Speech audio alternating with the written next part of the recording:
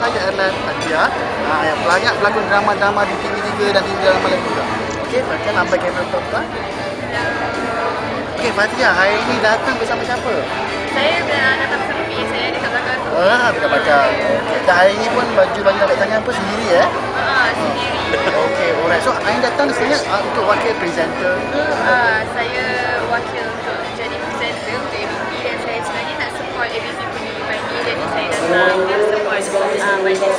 Oh, dan road tour nanti ada tak? Pergi mana-mana road tour? InsyaAllah kalau saya free saya akan cuba juga ni. InsyaAllah tapi sebenarnya pada tak hari pada saya punya shoot drama. Jadi tapi pada kami akan cari masa untuk datang. Nanti untuk presenter berpasangan dengan siapa nanti? Saya tak tahu lagi, saya tak sure. Sure lagi lah. Okey, apakah projek terbaru Fathia sekarang? Okay, projek terbaru pada sekarang kita tengah shoot Yandra untuk TV3, Ustaz Lestari dan akan keluar nanti Nur Sarah TV3 dan juga dalam setiap sujud di TV9.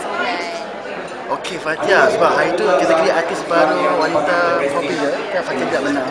Tapi adakah harapan Fathia masa akan datang akan menang mana-mana anugerah? Saya tak pernah terfikir untuk menang ataupun lebih Allah, jadi saya rasa kalau Allah kata itu rezeki, kata kalau Allah kata itu kita hanya berdoa dan saya tidak berharap apa-apa. Sebenarnya menjadi yang terbaik. Fathia ni berbanding dengan artis lain yang baru atau yang lama, kurang gosip. Jadi apakah resepi untuk menahan daripada digosipkan?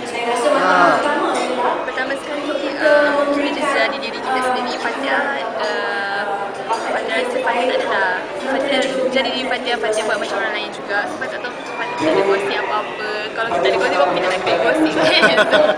Okey. Right, so kepada peminat di luar sana ada nasihat untuk mereka? Okey, pada peminat di luar sana, Fathia ucapkan terima kasih banyak-banyak sebab kami jadi kerja dengan Fathia di TV. Terima kasih banyak-banyak dan Fathia sangat-sangat hargai